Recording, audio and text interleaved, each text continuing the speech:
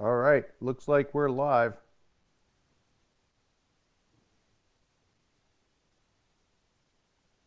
Looks like we're live. That's good. That's good. All right. We're good to go on time even. Beautiful, beautiful. I will move this over here. Juggle some things around. Oh, come on. Move, move, move.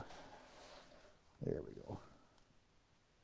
Lots to keep track of. Do we got a sound check out there? Can someone give me a comment on a sound check maybe?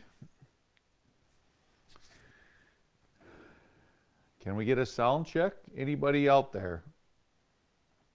Any of the viewers, a sound check would be great. Just so I know.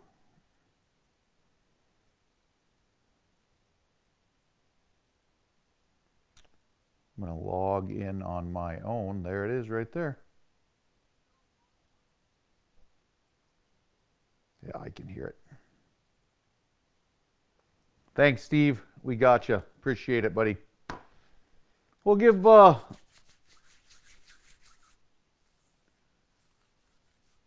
people a little bit to log on. It's always one of those things with the etiquette of a live video. I don't know how long do you let people. It's supposed to start at 7. Don't want to keep people out, but I don't want to wait too long. So give us just a couple minutes here, and we will get started. I'm going to pull a few things up here on my phone to look at while we're talking.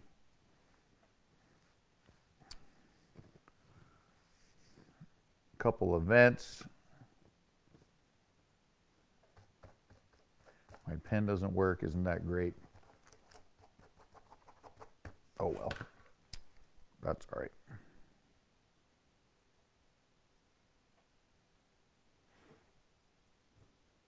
35 people. That's not too bad. It's pretty good turnout. Pretty good turnout.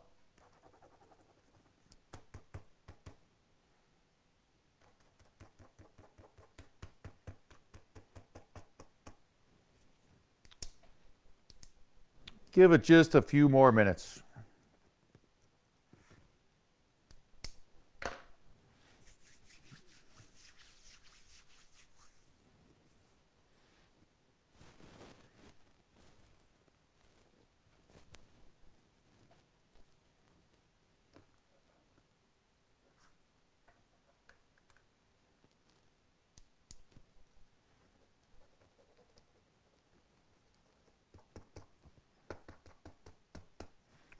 I'll be right back. I'm going to get a pen that actually writes.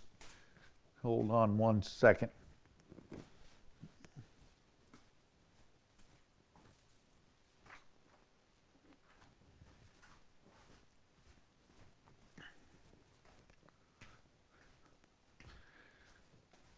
All right, we're back. Okay, it's about 3 minutes after 7, so we'll go ahead and get started. This is the first of many of my live seminar series here for Devil's Lake, North Dakota. Obviously, I'm Johnny Candle. You know that if you logged in. So let's talk Devil's Lake fishing, weather, all that good stuff. Here we are, first week of May. Feels like last week of March. It's cold out there. It actually snowed. Snowflakes, not accumulation by any means yesterday. Today was chilly overnight lows in the upper 20s. Again, tonight in the upper 20s. Weather's really not supposed to shape up until sometime this weekend. Not a lot of fishing to report on right now, but there's a little bit. We'll get to that. First, let's talk about the lake. Everybody's been asking, what's the lake doing? What's the lake doing? What's the lake doing? So I wrote some numbers down earlier today. I wrote them down yesterday, so they're a day off. But over last year, the lowest water level Devil's Lake saw last year that I could find was on September 10th, was 1,448.45 feet above sea level. 1448.45 above sea level on September 6th or 10th last year. A year ago today, it was 1449.57. So last spring to September, we lost a foot. Over the winter, it stayed pretty steady. On April the 5th this year, which was, we'll call a month ago today, it was 14.49 or 1449.40. On April 29th, a week ago, 1450.02. And on May the 5th, 1450.13. So from April 5th to May 5th, it came up about a foot. That's pretty good flow. I did not write down the feet per second moving through the coulees. My apologies. You can look that up. Go to the Devil's Lake Joint Water Resource Board webpage. You'll be able to find all the information there you want. But the good news is that we've got water coming in and the lake is rising. Okay, so that's really, really, really good news. Incredible news. I think all of us that fish Devil's Lake, we like that rising water in the spring. A little bit of current. It puts fish in predictable places. It puts them where we're used to catching them.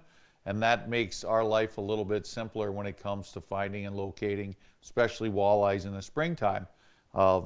Rising water is good for the reproduction cycle. Usually means a pretty good hatch, not just for the walleyes, but it's going to help the northern pike.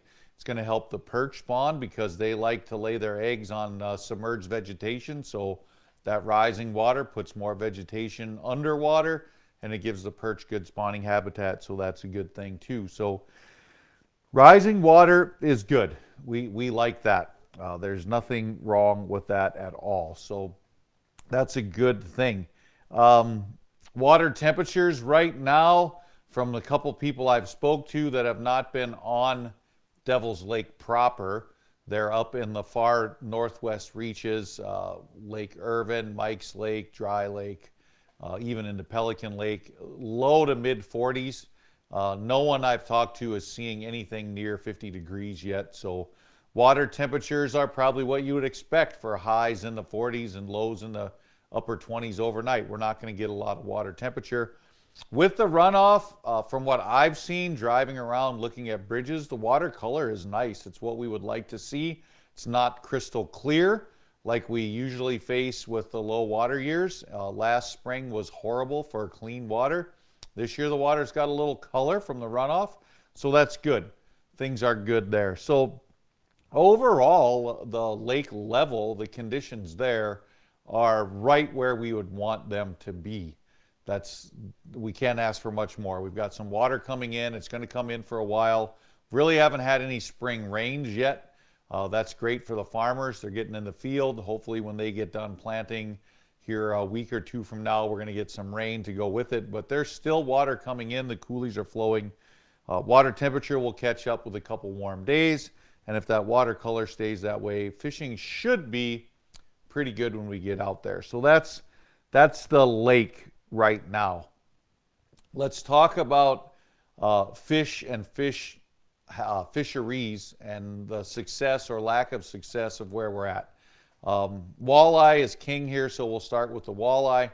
Last year, 2025, we had some great news for walleye reproduction. The Game and Fish, as you know, does a netting survey every year, and in September they put smaller nets out so they can keep track of young of the year walleye. So what hatched in the spring and survived 1 year, what would you call them? Fingerlings, right? They're probably 4, 5, 6 inches long, somewhere in there. They net those and they count them. And the previous record was from 2009 for the best walleye hatch they recorded at 106 walleye per net. This year we set a new record at 121 walleye per net. So even though we didn't think the spawning conditions were perfect last year, they obviously were, with 121 young of the year walleye per net pull. That's absolutely incredible. New records are awesome. That should ensure good fishing for many, many years to come. Throw that on top of the fact that we had a really, really high walleye population already to carry us through this year and next. Those fish from 2025, by 2027, 2028 will be keepers, and man, that should carry us for a long time. So walleye health looks good. Pike numbers down a little bit. I don't know too many people that are going to be upset about that. Yes, pike are fun to catch till you catch too many. Then not so much fun to catch anymore. They're hard on tackle. They are very sporting. Folks don't give them a chance on the dinner table. They're very, very tasty when cleaned properly. If you want to know how to clean them, go Google online how to clean a northern pike. There's a couple different ways. I use the 5 or 6 piece method where you separate the back strap from the side and then take the Y bones off and leave them on the fish. It's not that hard to do. Anyways, pike numbers are mediocre at best. White bass numbers are high. They're good. If you didn't know, they did increase the white bass limit to 30 now. So you're allowed 30 a day if you're coming in from out of town. That's a good thing. And then perch. The perch population, not so good. Excuse me, folks. Not so good. It's down. We're not lying about it. We're not hiding from it. It's down a little bit. When you catch one, they're big. New state record caught by one of the guides with the Perch Patrol this year, 2.99 pounds. So there's some dandies out there. And I don't want to paint doom and gloom. There are perch to catch, but it's not what we're used to. So a group of anglers and advocates got together, talked with Game and Fish over the winter months, and we are now going to have some perch stocked in Devil's Lake. I don't know exactly the number. I think it's in the 160 to 200,000 perch range. They're going to do the trap and transport, so they're going to go take adult perch out of other bodies of water close to Devil's Lake, bring them here in trucks and turn them loose. Boy, 160,000 to 200,000 perch is not a huge amount of perch, but it's enough to get it started, right? We need to get some perch here and get them rolling, and that's not going to hurt things at all. So we're kind of glad to have those perch coming into the lake. So that's a good thing there as well. I'm getting some messages here on my Facebook page, so checking things out so I don't miss any comments. But life is good with walleyes. Northern pike, okay. Life is great with white bass, a little bit low on the perch. Crappies, they don't even measure those in Devil's Lake, so we're not going to worry too much about the crappie fishing there. So life is good that way. So now let's talk about what to expect. What kind of things should we expect this spring and summer? Again, fish numbers are good. I would expect the fishing should be fairly good. No reason not to, but where do we start? Well, right now, the only fishing reports I have are from shore fishermen, and they're doing okay. The shore anglers are doing okay. Not absolutely slamming them, but they're catching some fish, which is a good thing. We like to see fish catches. We do ask that if you are going to fish in the coulees from shore, for those of you that don't know what I'm talking about, we have some incoming water, 6 Mile Bay, Channel A to the north, and then the Mauvais Coulee, Pelican Lake to the northwest. That's where most of the runoff comes from. The Edmore Coulee runs through. A bunch of different little coulees all connect and dump into Devil's Lake. Walleye and pike liking to follow current upstream to do their thing in the spring. Go up these small coulees, and they are small, folks. You can cast a jig across most of them. Getting a boat in is almost impossible. A boat the size of mine, you couldn't even turn it around in the coulee. And those fish are susceptible to shore fishing. We can have very, very, very good luck shore fishing there. With North Dakota not having a closed season, that allows us to legally chase these fish that are up in these coulees spawning. I do like to ask that if you go chase these fish in the coulees that are spawning, that we are very conservation minded. It's important that we release these big egg-laden females. I believe they are still spawning. They're probably winding down and starting to head back to Devil's Lake. But if you're coming out here in the next couple days, maybe the next week, and you don't want to throw the boat in too cold, too windy, put a pair of hip boots on, a nice winter jacket, and get out there and battle it out in the coulees. Please be careful. There's a lot of private property. Pay attention to signs on the roads. There are some road closed signs up that you are supposed to stop at the road closed signs and walk the rest of the way. It's not too hard to find these coulees on a map, find what roads dead into the coulees, or find a bridge that goes across them and fish there. But again, the walleye bite has been pretty good from shore, as is the pike. Now, what kinds of baits are folks using to catch these fish? Well, I'm going to show you. The good old paddle tail, right? I like a 3.5 inch. These are pro swimmer baits. Other baits that work well, Berkeley ripple shads, Northland mimic minnows, anything along those lines all work fairly well. So anything that wiggles is going to pretty much catch some fish. Couple different color options. I like white is what I usually start with. There's no doubt about it that white is a phenomenal color in Devil's Lake. Something perch colored, this is called perch dinner, maybe a green pumpkin, something like that. It's going to catch a lot of fish. And good old-fashioned fire tiger is also a great color if the water's a little bit muddy. Pretty much those are the three colors I use year-round when I'm throwing a jig in a plastic. Love all three of those colors. 1/4 ounce lead head jig. I don't even mess around painting mine because you go through quite a few of these 1/4 ounce jig heads as we're fishing in the coulees. Northern pike bite them off. When you get out in the main lake here in a couple weeks, the northern pike are going to bite them off too. So 1/4 ounce jig, 3.5 inch soft plastic. Start with white, maybe something perch, and you're going to do okay up in the coulees. Word on the street is lately, if it's not white, don't bother.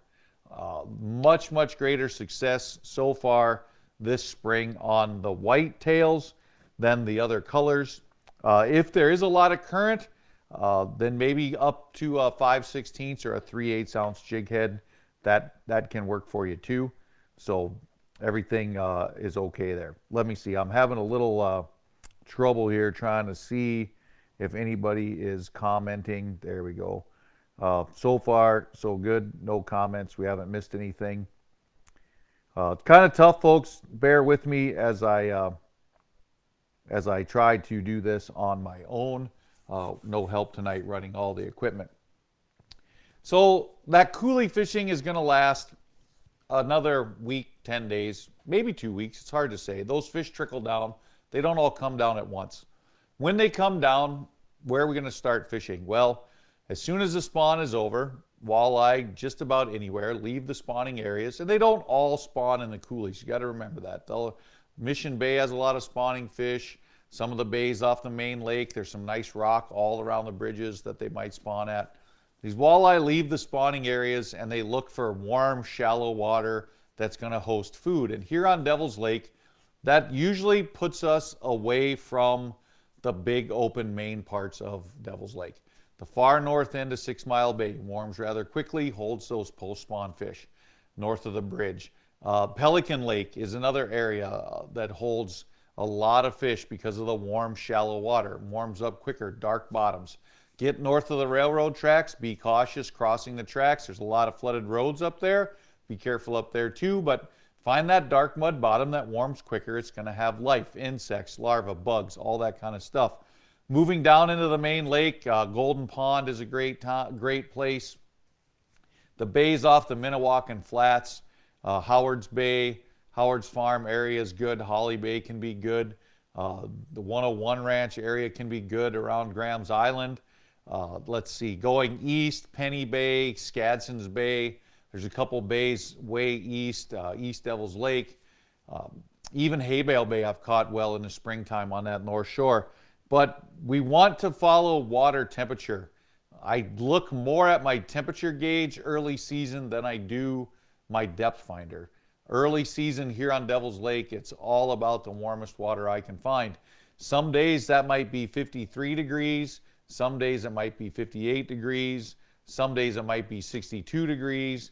But I'm going to look around, and try to find the warmest water.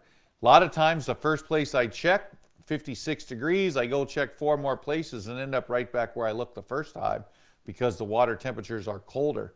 Play the wind, play the north shore. The sun angle warms the north shore first, and if the wind is pushing up against a bank for a day or two, it's going to move the warmest water to that bank as well. So play the wind, play the sun, look for the warmest water. Again, we're on the main lake now. Those same baits I talked about earlier will catch a lot of fish. But there's some other tails that I like to use as well. And I'm going to stick a couple of them up here and show you. There are days when the paddle tail isn't the answer, and I go with something with more of the fluke tail. I know it's hard to see, but these tails do separate, right? They are a fluke. Let me see if I can get it down there so you can, they want to stick, there you go. Maybe you can see the split tail there now.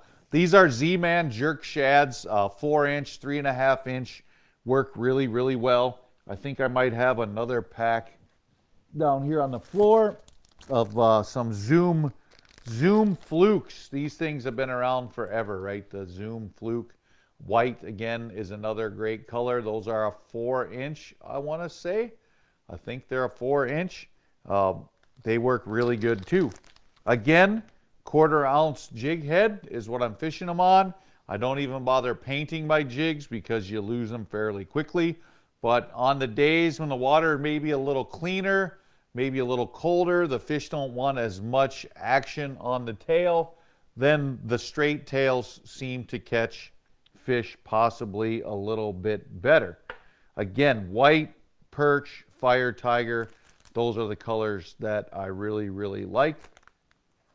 While we're on the topic of jigs, some other jigs that will catch that I've enjoyed using the last couple years are hair jigs. Last spring I had Al Lindner in the boat with me, and he and I put a show together for the Lindner's Angling Edge using the moontail jig, not the Pro Series bucktail jig, the moontail jig. Moontail jig has longer hair on it, not more hair, it's just longer.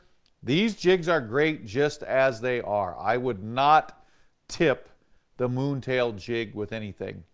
If you want to fish a hair jig and a minnow, or a hair jig and a leech, or a hair jig and a plastic, which I do often with the straight tail or the boot tail or the swim bait, I will go with the smaller profile bucktail jig and thread a plastic or a live bait on there. You can't see it, but they do have a wire hook bait keep, a wire plastic keep underneath the hair in there, and they're made to hold soft plastic.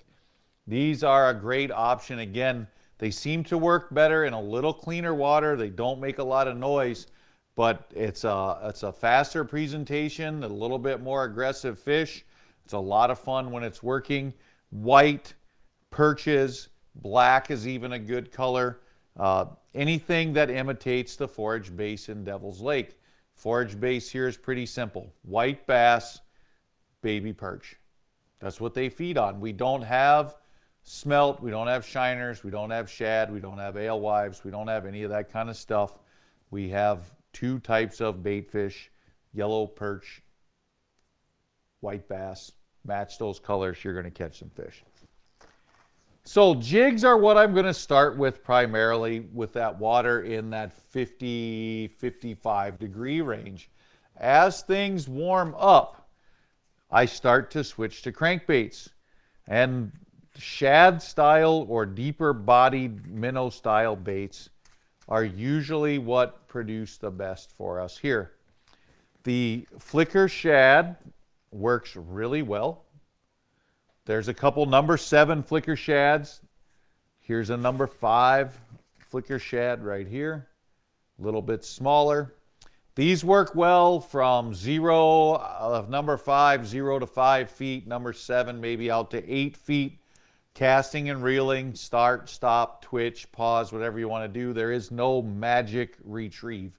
There is no magic retrieve. But again, colors I like, whites, perch, fire tiger. That's going to handle almost every situation. I think most people are familiar with casting those shad baits. But every now and again, we got to get a little more creative. Try something a little different. And I go after them with these shallow diving, crinkled billed, bent lipped, whatever you want to call them, shallow diving lures. These are both Rapalas because I don't have a Berkeley one close by. But these are both Rapalas. This is a shallow shad wrap right here. It's a size 7. And this is a bait called an Esco.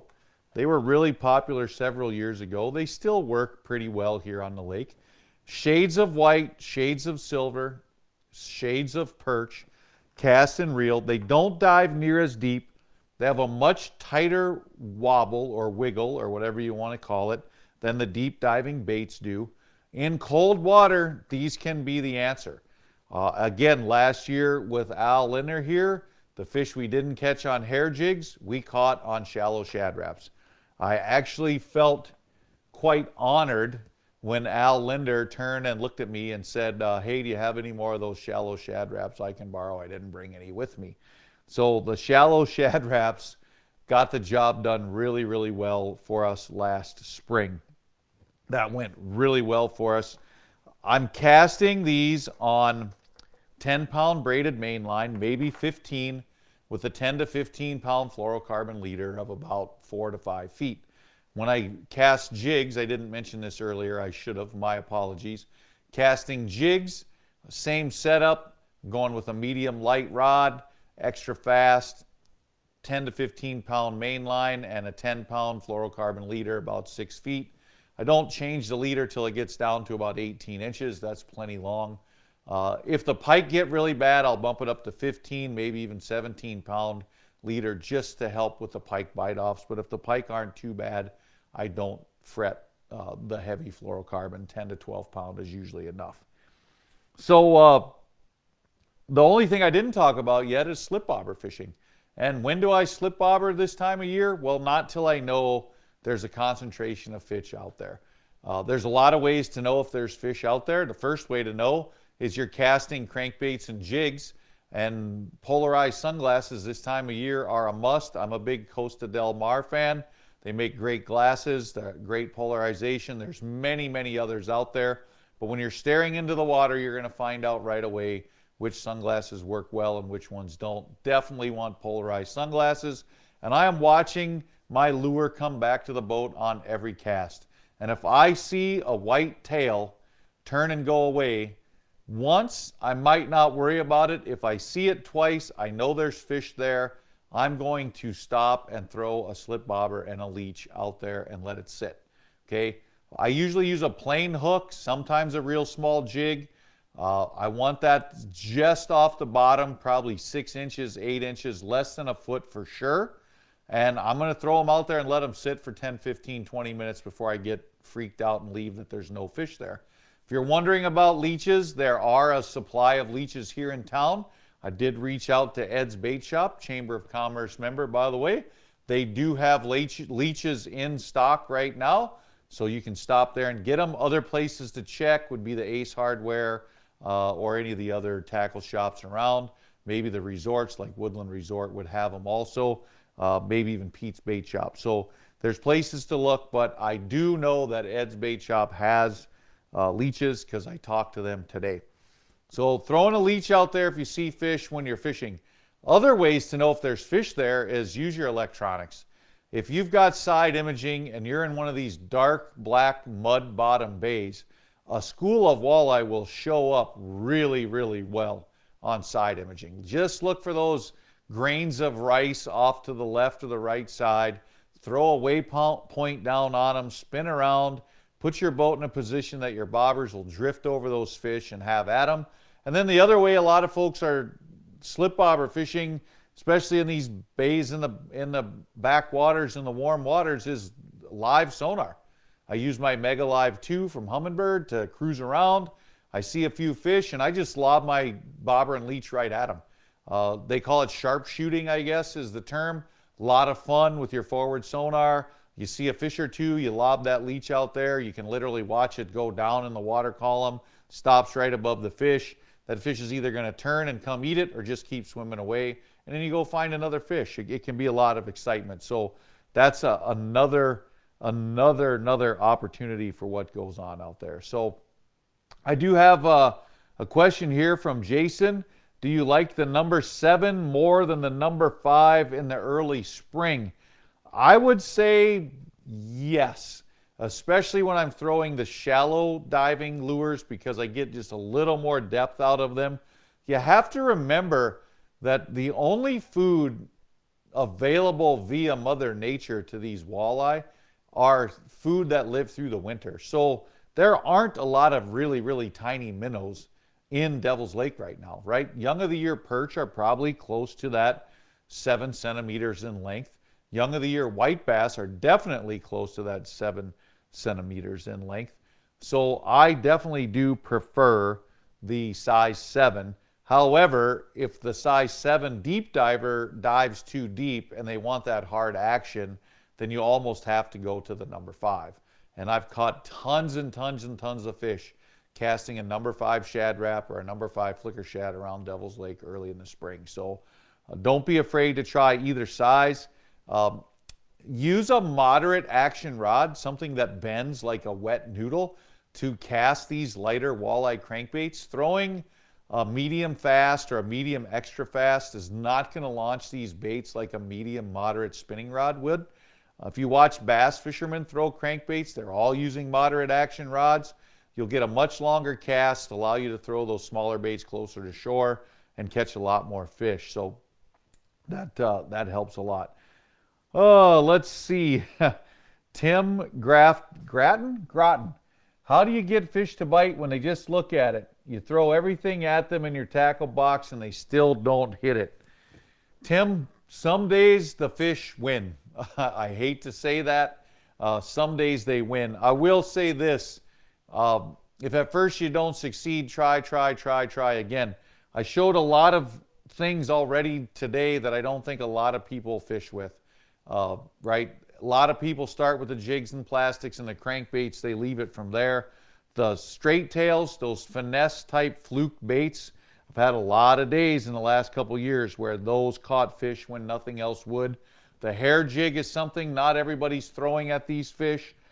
Another little secret weapon that I don't talk about a lot, ripping wraps. You can fish them just like a jig, a size 6, a size 7, rapple a ripping wrap, or any other rattling bait like that is a nice option. And man, I hate letting the cat out of the bag on this one. But try a Ned rig every now and again, right? The little half of bass Cinco, right? That little do nothing. I don't have one here to show. I wish I did. That little do nothing piece of plastic on a really light jig. Throw it out there, crawl it over the rocks, crawl it really slow, and just see what happens.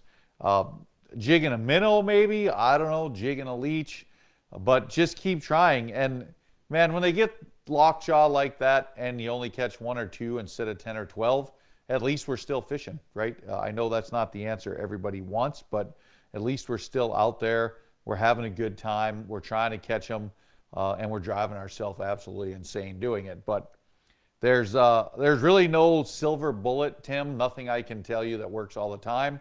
I watch a lot of the professional tour, the walleye tours still. Man, jigging a crawler sure seems hard to beat lately. Tom Wynn was just out here in Devil's Lake giving a school at the shores over at Woodland Resort, and I'd bet my bottom dollar that guy talked a lot about throwing a jig and a crawler. It catches a lot of fish for him. If anyone else has any questions, go ahead and throw them up on here. Oh, here we go. I got a few more things. Neil DeWolf says, hey, is Scott Askelson, is the Pelican Lake access open? I don't know if it was ever closed. I can't tell you if you can get a boat out of there. That is a private access now. There is a launch fee of $20 per day associated with it. If you have a small boat, I'm almost certain you'll get through there with the water up now. So that's good. That's a good question, Scott. I wish I had a more definitive answer. If you want to know, give West Bay Resort a call. That's their access, and they'll let you know.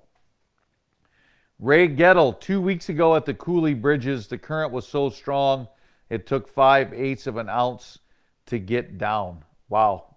Ray, thanks for that input. That's awesome to know. I'm sure it's still running just as hard. And again, I'll put up with that fishing for a while just to get a little bit more water in the lake. Jeff Ackerman, is the lake high enough to go into Howard's Bay, Old Mill, etc.? Absolutely it is. I could still get into New Mill, Old Mill, Howard's, Holly Bay, all of those last fall before the lake froze, even when the water was down, and we're up back to where we were last spring, so we'll be able to get in there with no problem. Tony Boley, have I played with these new rattle paddle tails yet? I have. I have thrown a couple. What I found out is the rattle in the tail makes the plastic a little thinner, at least the ones that I was using, and they weren't real durable. They caught fish. I can't really say they caught more or less fish than regular paddle tails, but I did notice that where the rattles were, if a fish's teeth got on that rattle, there wasn't as much plastic there for the body of the bait, and they did not hold up real long. I'm going to have to get a few more and give it a try. So let's see here. John Evans, when do you fish the timber? Water temperature. So John, one thing about the timber is if you can find standing timber, and there's not near as much of it as there used to be, right? Those big groves of flooded trees, there aren't as many of those. But if you can find some, one thing to think about is that the water around flooded timber, especially if it's exposed, will warm much quicker, right? The sun hits the trees absorb the heat of the sun and warms the water around the timber a little quicker.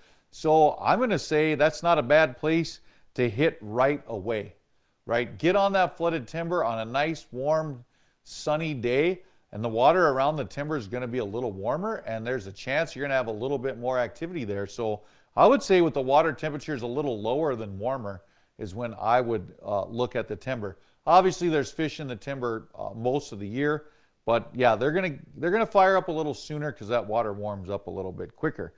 Let's see. Barry, make sure you know where you need to come back in when leaving Pelican. It's not easy to find if you're not aware. That is for sure, Barry. And last fall or late summer, if I'm not mistaken, they did a little cleaning up there. They cut down some of the cattails. They did not, they did not dredge the Pelican entrance to the ramp. A lot of people thought they did. They did not dig it deeper.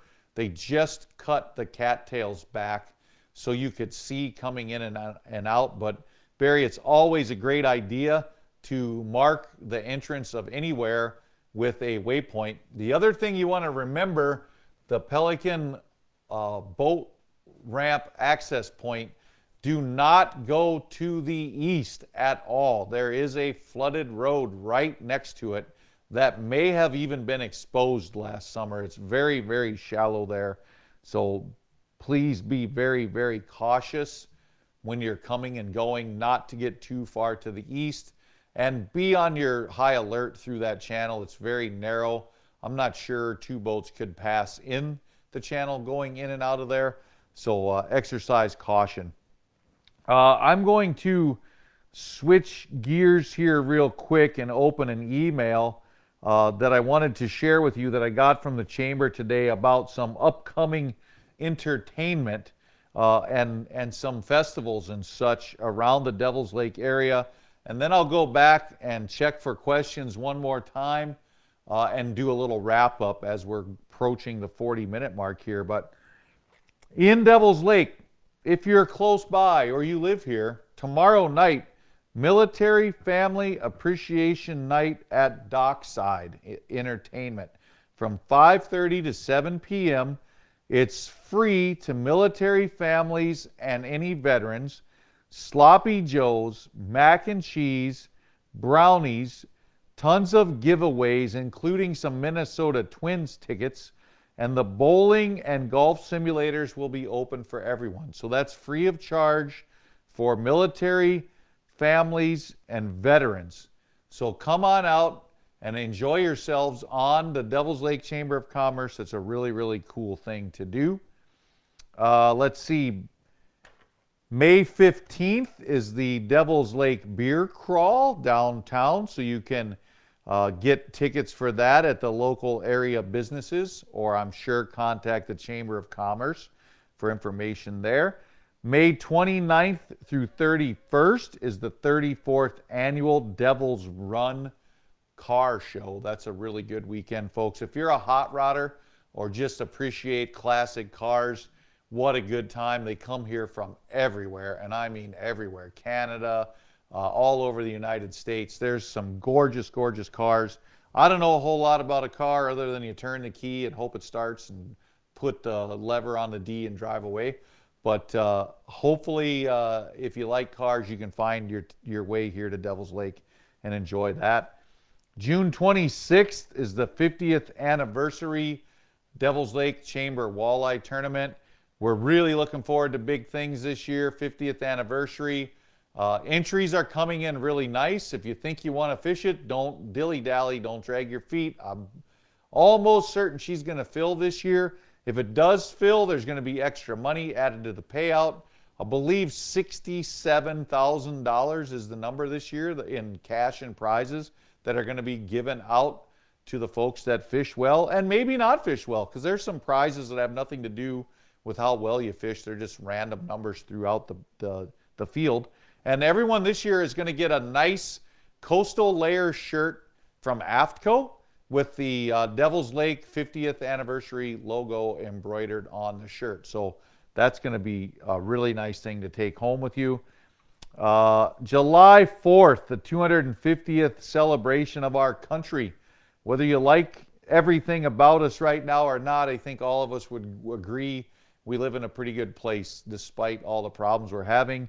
And Devil's Lake is putting on a big, big, big celebration for the 250th celebration of our country.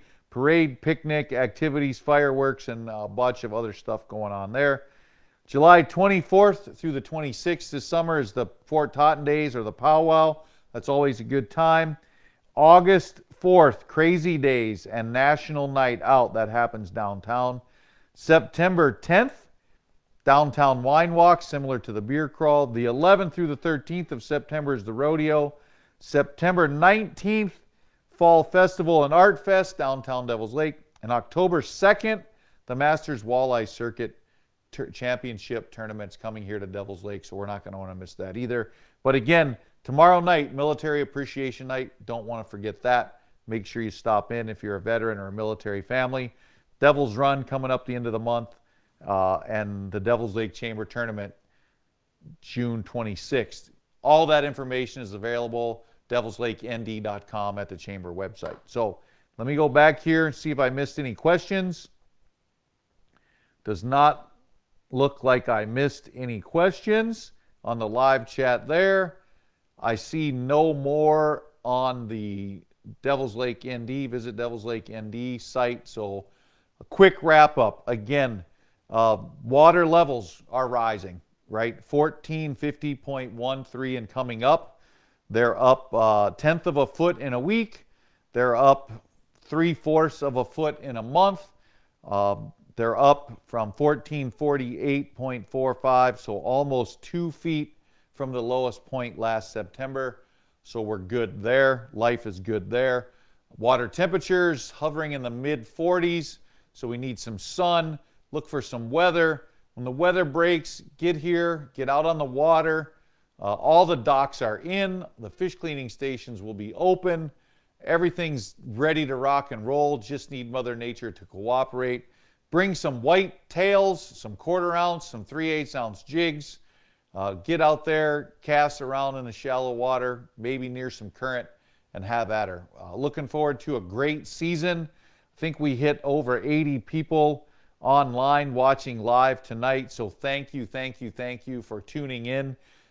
Next one of these Oh, let's see. Find the calendar. I'll tell you when the next one is. June the 3rd. So Wednesday, June 3rd will be the next one. I promise you we will have a actual fishing report from that. So life will be good between now and June. We're going to catch a ton of fish. Thanks again for tuning in, folks. With that, I'm going to log off. This will be posted later to my Facebook page. If you want to come back and see it, it will be on the Devil's Lake ND Facebook page. I believe it'll be shared to YouTube. You'll see some bits and pieces of this used for social media throughout the next coming month. In the meantime, be safe out there. Keep the line tight. We'll see you on the water. Have a great one.